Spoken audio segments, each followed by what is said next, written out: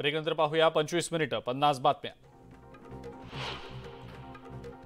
गोंदियातल्या आमगाव इथं शिवणकर चाळीमध्ये असलेल्या मोबाईल गॅलरीची भिंत फोडून अज्ञात चोरट्यांनी 5 लाख रुपये किमतीचे मोबाईल पळवले। त्या प्रकरणी पोलिसात तक्रार दाखल करण्यात आलेली असून पोलीस अधिक तपास करतायत। नागपूरच्या जीटी एक्सप्रेसमधनं दुर्मिळ कासवांची तस्करी करणाऱ्या एका महिलेसह तिघांना रेल्वेच्या तपास पथकानं ताब्यात घेतलंय। त्यांच्याकडनं 483 कासवं जप्त करण्यात आलेली आहेत। त्या कासवांची किंमत 3 कोटींपेक्षा जास्त असल्याचं सांगितलं जात आहे। नागपूरमधल्या अश्लील डान्स पार्टीवर छापा टाकण्यात आला। यावेळेला 13 डान्सरसह 37 जणांना अटक करण्यात आलेली आहे। नागपूर ग्रामीण पोलिसांनी ही कारवाई केली आहे। पाचगाव शिवारात रिसॉर्टमध्ये ही पार्टी सुरू असल्याची माहिती पोलिसांना मिळाली आणि त्यानुसार त्यांनी ही कारवाई केली आहे।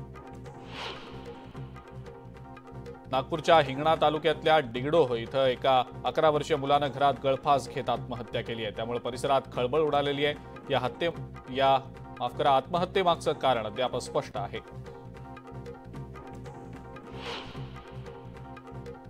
मावळच्या तळेगाव इथल्या लेखक राजन खान यांच्या आयटी अभियंता मुलानं आत्महत्या केल्यानं खळबळ उडालेली आहे। आर्थिक व्यवहारांची देवाणघेवाण केल्याचं आणि त्यातून फटका बसल्याचा उल्लेख चिठ्ठीत करण्यात आलेला आहे। ज्यांची चिठ्ठीमध्ये नावं आहेत त्याच आधारावर आता तळेगाव पोलीस तपास करतायत। जळगावातल्या अमळनेर इथल्या डॉक्टर अनिल शिंदे यांच्यावर सदोष मनुष्यवधाचा गुन्हा दाखल करण्याचे आदेश कोर्टाने दिलेले आहेत। एका महिलेवर चुकीच्या पद्धतीने उपचार करून त्या महिलेचा मृत्यू झालेला होता। या प्रकरणी महिलेचे पती ज्ञानेश्वर पाटील यांनी अमळनेर कोर्टात तक्रार दाखल केली होती। बुलढाण्यातल्या जिमखाना इथं हॉटेलमध्ये तुफान राडा झालाय। जिमखान्याच्या प्रवेशद्वाराजवळ गाडी पार्क केल्यावर सुरक्षा रक्षकांनी 2 तरुणांना हटकलं। यावेळेला त्यांच्यात बाचाबाची झाली। यानंतर त्या तरुणांनी आपल्या मित्रांना बोलावून इथल्या कर्मचाऱ्यांना मारहाण केल्याचा आरोप होतोय। ही सगळी घटना सीसीटीव्हीमध्ये चित्रित झाली असून या प्रकरणी पोलिसांनी दोघांना ताब्यात घेतलंय। 25 मिनिटं 50 बातम्यांमध्ये आपण देशभरातल्या, राज्यभरातल्या आणि इतरही काही महत्त्वाच्या घडामोडींचा आढावा घेतला। यानंतर आपण महाराष्ट्र अनलिमिटेडमध्ये आणखीही काही महत्त्वाच्या घडामोडींचा आढावा घेणारच आहोत आणि या व्यतिरिक्त सोशल मीडियावर देखील फेसबुक, इंस्टाग्राम, यूट्यूबवर न्यूज 18 लोकमतच्या महत्त्वाच्या दाखवण्यात आलेल्या घडामोडींचा आढावा तुम्ही घेऊ शकता। या सगळ्या बातम्या तुम्ही या सोशल मीडिया हँडल्सवर पाहू शकता। त्यामुळे न्यूज 18 लोकमतच्या या सगळ्या सोशल मीडिया हँडल्सना फॉलो करा, सबस्क्राईब करा आणि यावरच्या बातम्यांना लाईक देखील करा। यानंतर आपण टॉप 18 न्यूजमध्ये काही महत्त्वाच्या घडामोडी पाहूया। टॉप 18 प्रायोजक IIB एम्स साठी सर्वाधिक विद्यार्थी पाठवणारा महाराष्ट्राचा महाब्रँड।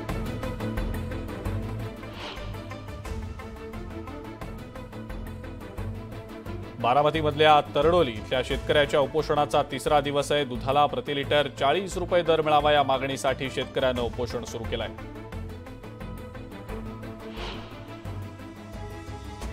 लासलगाव बाजार समितीमध्ये कांदा लिलावांना सुरुवात झाली आहे। लिलाव सुरू झाल्यानंतर सरासरी 2050 रुपये इतका दर मिळाल्यानं शेतकरी नाराजी व्यक्त करतायत।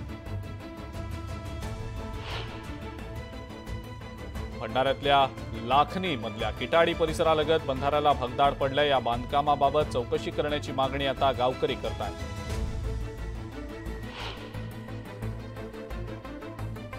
सातारा बसस्थानकातल्या गाड्यांचं वेळापत्रक कोलमडलंय। बस स्थानकावर प्रवाशांना ताटकळत राहावं लागल्यानं प्रवासी नाराजी व्यक्त करतायत।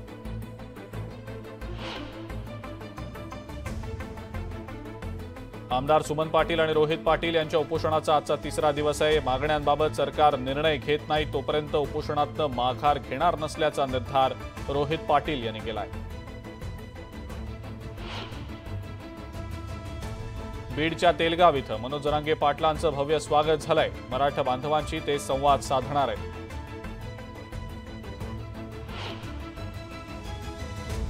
मराठा आरक्षण समिती पुढच्या आठवड्यात मराठवाड्यात येणार आहे। मराठा समाजाला आरक्षण देण्याच्या अनुषंगानं नेमलेली समिती विभागीय आयुक्तालयात बैठक घेणार आहे।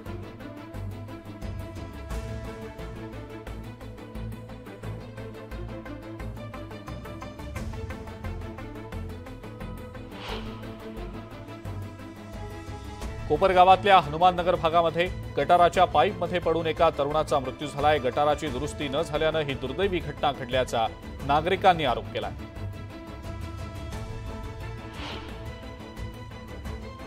जनावरांसाठी चारा आणायला गेलेल्या 2 महिलांचा पूर्णा नदीच्या पाण्यामध्ये बुडून मृत्यू झालाय। सिल्लोडच्या बोरगाव सावणी इथली ही घटना आहे।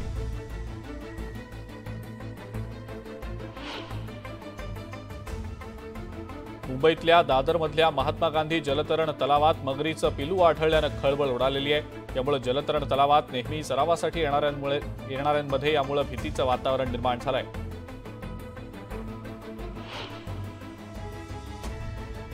कोल्हापुरातल्या आळते गावात डेंग्यूनं कहर केला असून गावात 1000हून अधिक रुग्णांची नोंद झालेली आहे। न्यूज 18 लोकमतनं ही बातमी सर्वात आधी दाखवली होती।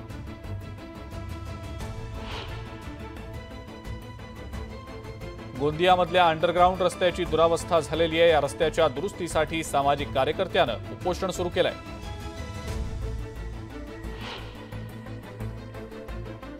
ड्रग्ज तस्करी प्रकरणामध्ये पुण्यातल्या ससून हॉस्पिटलमधल्या पोलीस लॉकअपमध्ये असणाऱ्या आरोपीनं पलायन केलंय। ललित पाटील असं पळून गेलेल्या आरोपीचं नाव आहे।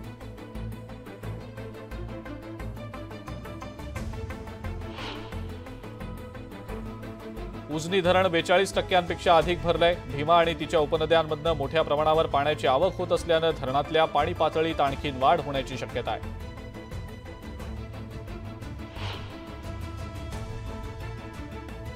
मुंबईतल्या अंधेरीच्या राजाचं विसर्जन मोठ्या उत्साहात पार पडलं। तब्बल 16 तास चाललेल्या मिरवणुकीनंतर वर्सोवा इथल्या चौपाटीवर बाप्पाचं विसर्जन करण्यात आलं।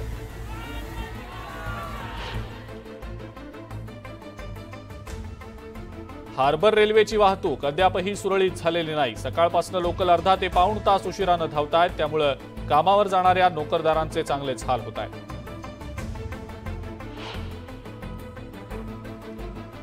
आणि राजस्थानमधल्या चित्तोडगड भिलवाडा रेल्वे ट्रॅकवर लोको पायलटच्या सतर्कतेमुळे मोठी दुर्घटना टळलेली आहे। गंगरार सोनियाना दरम्यान रेल्वे ट्रॅकवर दगड ठेवण्यात आलेले होते। यावेळेला लोको पायलटची नजर रुळावर ठेवलेल्या दगडांवर पडल्यानं मोठी दुर्घटना टळली आहे।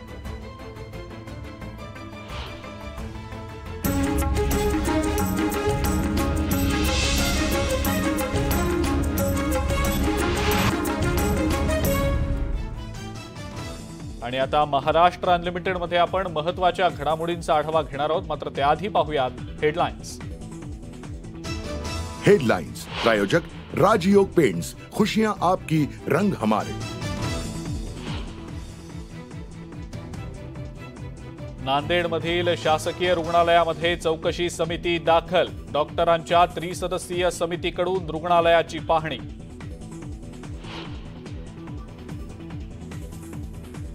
मालेगाव बॉम्बस्फोटातल्या आरोपींना कोर्टात हजर राहण्याचे आदेश। विशेष एनआयए कोर्टाकडून वॉरंट जारी।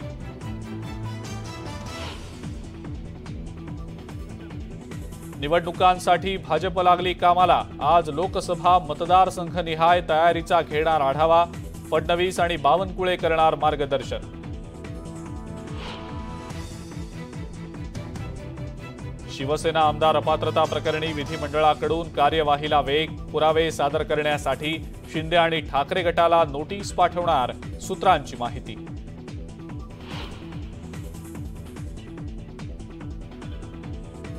आगामी निवडणुकांच्या पार्श्वभूमीवर उद्धव ठाकरे ॲक्शन मोडवर। मातोश्रीवरच्या बैठकीमध्ये लोकसभा मतदारसंघांचा घेणार आढावा।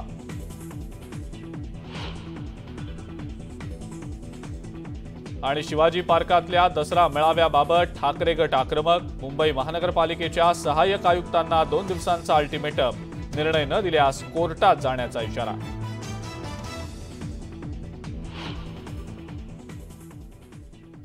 ब्रेकिंग न्यूज बुलेटिनच्या सुरुवातीलाच आपण पाहणार आहोत राज्यातल्या शासकीय रुग्णालयांमध्ये मृत्यूचं वाढतं प्रमाण पाहायला मिळतंय। 13 ऑगस्टला कळव्यातल्या छत्रपती शिवाजी महाराज रुग्णालयात उपचाराअभावी 18 रुग्णांचा मृत्यू झाला होता। 18 पैकी काही रुग्ण अत्यवस्थ होते। ही घटना ताजी असतानाच सोमवारी शंकरराव चव्हाण शासकीय रुग्णालयात 31 जणांचा मृत्यू झालाय। या घटनेची शासनानं अत्यंत गांभीर्यानं दखल घेतली असून आता आरोग्य संचालकांकडून याची चौकशी केली जाणार आहे। तर दुसरीकडे छत्रपती संभाजीनगरमधल्या रुग्णालयात सुद्धा 2 दिवसात 10 रुग्णांचा मृत्यू झालाय। यामध्ये 2 नवजात शिशूंचा देखील समावेश आहे। त्यामुळे शासकीय रुग्णालयात होणाऱ्या मृत्यूंना जबाबदार कोण असा सवाल आता उपस्थित केला गेलाय।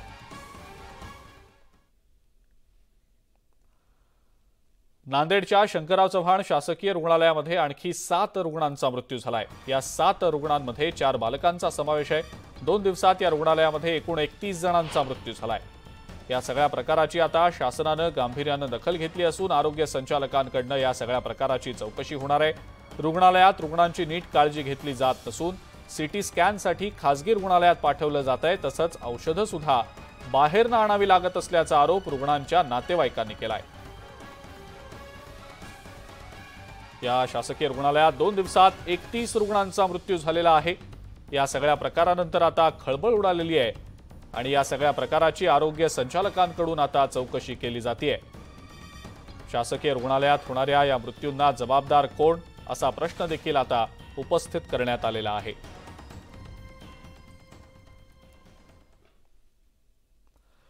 नांदेडच्या शासकीय रुग्णालयात 2 दिवसात 31 रुग्णांचा मृत्यू झाल्यानं खळबळ उडालेली आहे। या घटनेची चौकशी करणारी समिती नांदेडच्या रुग्णालयात दाखल झाली आहे। डॉक्टरांच्या त्रिसदस्यीय चौकशी समितीकडून या रुग्णालयात पाहणी सुरू आहे। छत्रपती संभाजीनगर इथल्या घाटी रुग्णालयातल्या डॉक्टरांची ही समिती आहे।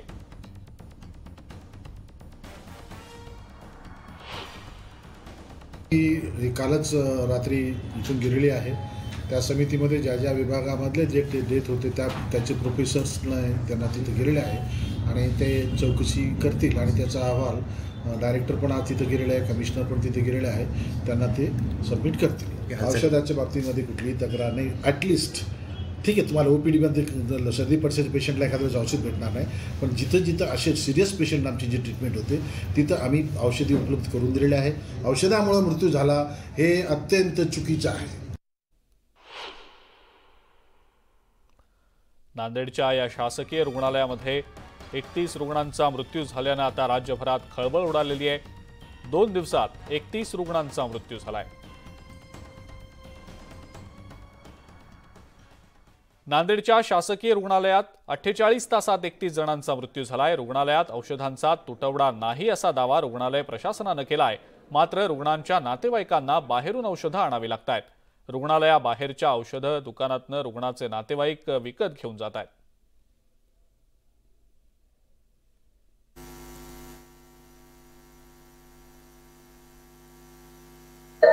सर मला आईला डुकर चावलं होतं। ते काय म्हणतात एक गोळी दिली, ते बाकीच्या गोळ्या बाहेरून घ्या म्हणतात। इथं नाही बाहेर जाय नाही सर, मध्येच आहे आई तिथं आहे बसून। औषध नाही, फक्त एक गोळी दिली, बाकी बाहेरून औषध घ्या म्हणतात। काय आणलं? त्याच्यामधली एक गोळी दिली, बाकीच्या 4 गोळ्या बाहेरून घ्या म्हणतात। इथं गोळ्या भेटणार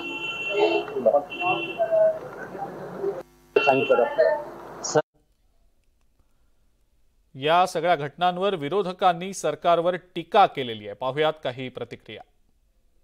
हक्कींची खरेदी, औषधाची खरेदी नाही। अनेक शासकीय वैद्यकीय महाविद्यालयात लोकांचा जीव जातोय, सरकारी दवाखान्यात जीव जातोय।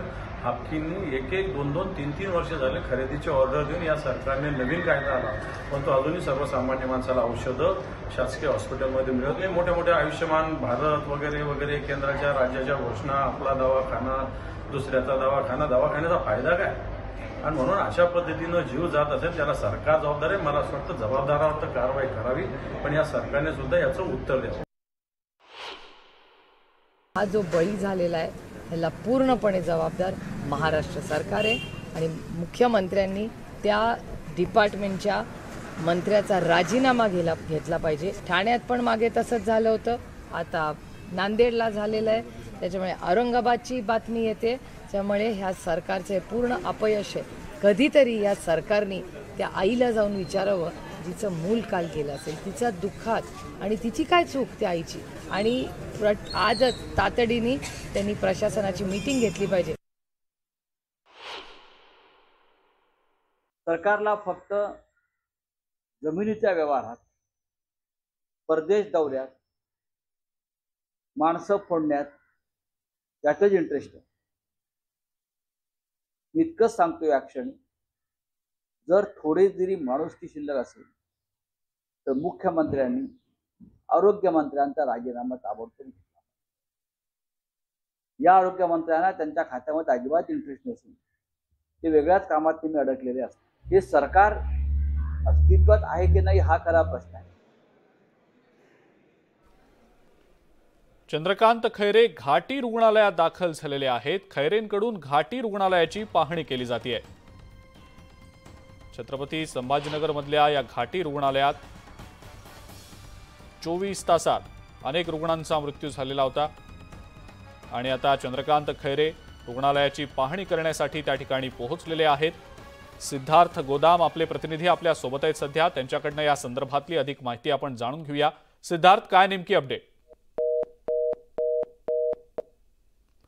सिद्धार्थ गोदाम यांच्याशी आपला संपर्क तुटलाय, आपण त्यांना पुन्हा एकदा संपर्क करण्याचा प्रयत्न करूया। मात्र राज्यातल्या शासकीय रुग्णालयांमध्ये रुग्णांचे मृत्यू होत आहेत, ही सगळी धक्कादायक बाब असल्याची टीका विरोधकांकडून आता सरकारवर केली जाते।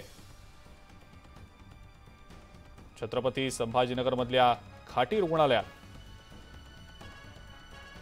माजी खासदार आणि शिवसेना ठाकरे गटातले नेते चंद्रकांत खैरे यांनी पाहणी करण्यासाठी म्हणून रुग्णालयात भेट दिलेली आहे। घाटी रुग्णालयातल्या आरोग्य व्यवस्थेची ते पाहणी करतायत।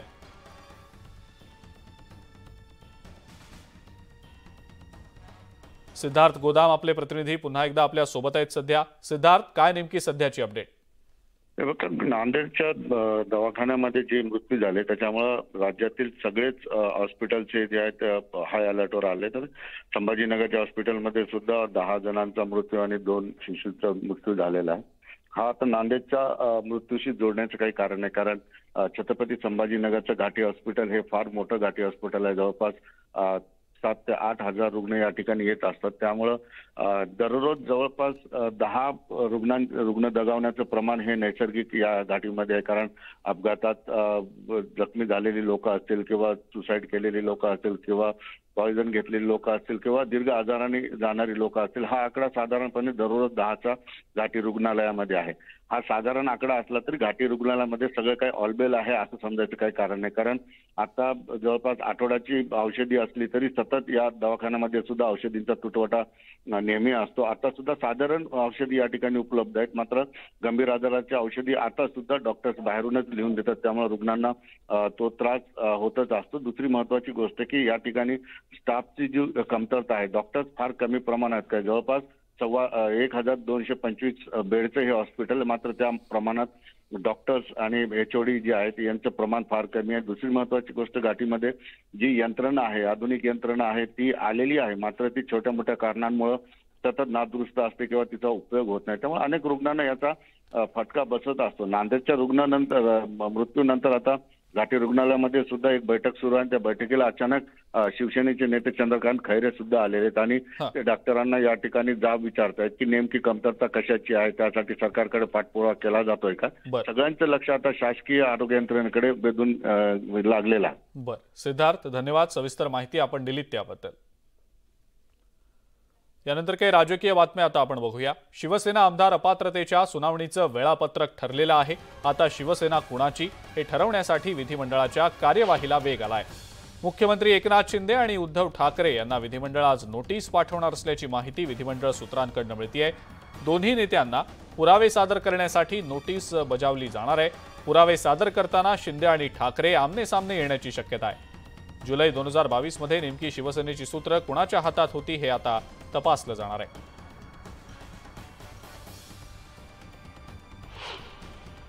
शिवसेना कोणाची हा प्रश्न नोटीस पाठवून समन्स पाठवून जर कोणी विचारत असेल तर ते वेळ काढूपणा करतात। शिवसेना कोणाची हे सर्वोच्च न्यायालयाने स्पष्ट सांगितलेलं। 10-12 आमदार फुटले म्हणजे एखादा पक्ष फुटला असं होत नाही। पक्ष वेगळा आणि विधिमंडळ पक्ष वेगळा, तरीही विधिमंडळामध्ये हे नोटिसा पाठवा, साक्षी पुरावे बोलवा, त्याच्यावरती वेळ काढण्याचं काम चालू आहे। या कागदावरती शिवसेना ठरत नाही। शिवाजी पार्क मधल्या दसरा मेळाव्याबाबत शिवसेना उद्धव ठाकरे गट आता आक्रमक झालेला आहे। ठाकरे गटाकडून मुंबई महानगरपालिकेच्या सहाय्यक आयुक्तांना 2 दिवसांचा अल्टिमेटम देण्यात आलाय। 2 दिवसात शिवाजी पार्क मैदानाबाबत निर्णय दिला नाही तर कोर्टात जाऊ असा इशारा ठाकरे गटानं दिलेला आहे। गेल्या वर्षीप्रमाणे यंदा सुद्धा शिवाजी पार्कवर दसरा मेळावा घेण्यासाठी शिंदे आणि ठाकरेंनी अर्ज केलेले आहेत, त्यामुळे यंदा देखील दसरा मेळाव्यावरनं राजकारण रंगण्याची शक्यता आहे. यानंतर पुढची बातमी आता आपण बघणार आहोत. निवडणुकांच्या अनुषंगानं आता सगळ्याच पक्षांनी आतापासूनच तयारीला सुरुवात केली आहे. काँग्रेसकडून सुद्धा लोकसभा निवडणुकीच्या हालचालींना वेग आलेला आहे. काँग्रेसची 7 ऑक्टोबरला मतदारसंघनिहाय बैठक होणार आहे. नवी मुंबईत कोकण विभागातल्या लोकसभा मतदारसंघांचा आढावा घेतला जाईल.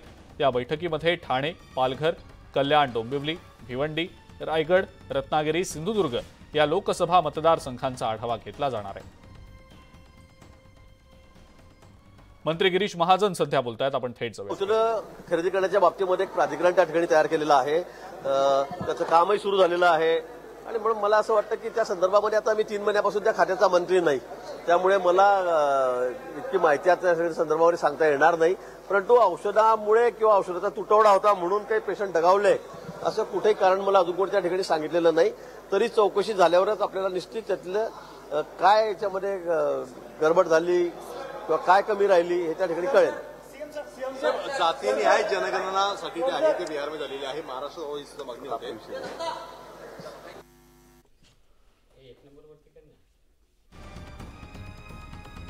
शासकीय रुग्णालयात जे सध्या रुग्णांच्या मृत्यूचं प्रमाण वाढलेलं आहे त्या अनुषंगानं मंत्री गिरीश महाजन यांना प्रश्न विचारण्यात आलेला होता. मात्र सरकारकडनं शक्य त्या सगळ्या गोष्टी पुरवल्या जात आहेत, खबरदारी घेतली जाते असं गिरीश महाजन यांनी म्हटलंय. उद्धव ठाकरे आज उत्तर मुंबई आणि ईशान्य मुंबई लोकसभा मतदारसंघाचा आढावा घेणार आहेत. या दोन्ही लोकसभा मतदारसंघांच्या पदाधिकाऱ्यांना मातोश्रीवर बैठकीसाठी बोलावण्यात आलेलं आहे. या दोन्ही लोकसभा मतदारसंघात भाजप शिवसेना युती असताना भाजपचे खासदार निवडून आले, त्यामुळे आगामी लोकसभा निवडणुकीसाठी आजच्या बैठकीत रणनीती ठरवली जाईल.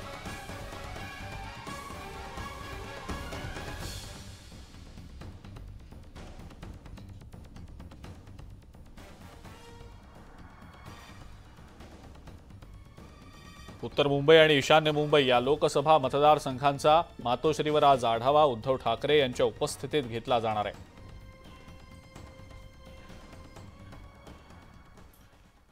शिवसेनेमध्ये इनकमिंग सुरूच आहे. मुंबईतल्या चांदिवली विभागाच्या माजी नगरसेविका लीना शुक्ला आणि हरीश शुक्ला यांनी शिवसेनेमध्ये प्रवेश केलाय.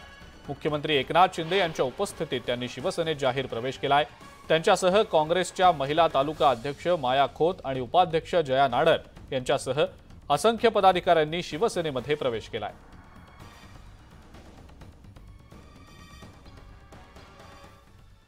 आगामी लोकसभा निवडणुकीसाठी भाजपची तयारी सुरू असून या संदर्भात आज आढावा बैठक घेतली जाणार आहे. या बैठकीला सगळे जिल्हाप्रमुख आणि पदाधिकारी उपस्थित राहतील. राज्यातल्या सगळ्या जिल्ह्यांमधल्या लोकसभा निवडणुकीच्या अनुषंगानं तयारीचा आढावा घेण्यात येणार असून उपमुख्यमंत्री देवेंद्र फडणवीस आणि भाजपचे प्रदेशाध्यक्ष चंद्रशेखर बावनकुळे मार्गदर्शन करणार आहेत.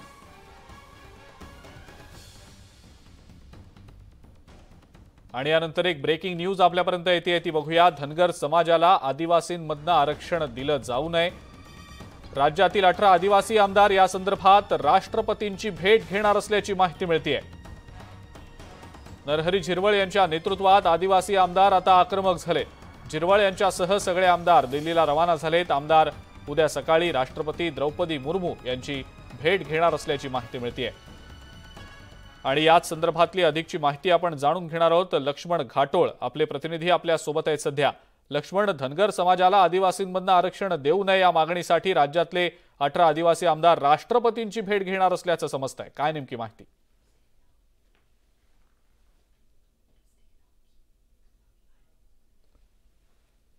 लक्ष्मण, माझा आवाज येतोय आपल्यापर्यंत? लक्ष्मण यांच्यापर्यंत आपला आवाज जात नाही. कदाचित आपण त्यांना पुन्हा एकदा संपर्क करण्याचा प्रयत्न करूया. मात्र ही मोठी घडामोड, धनगर समाजाला आदिवासींमधनं आरक्षण दिलं जाऊ नये अशी मागणी राज्यातल्या 18 आदिवासी आमदारांनी केलेली आहे आणि या मागणीसाठी हे आमदार राष्ट्रपतींची भेट घेणार आहेत. महाराष्ट्र अनलिमिटेडमध्ये आता वेळ झाली आहे एका ब्रेकची. बघत रहा न्यूज 18 लोकमत.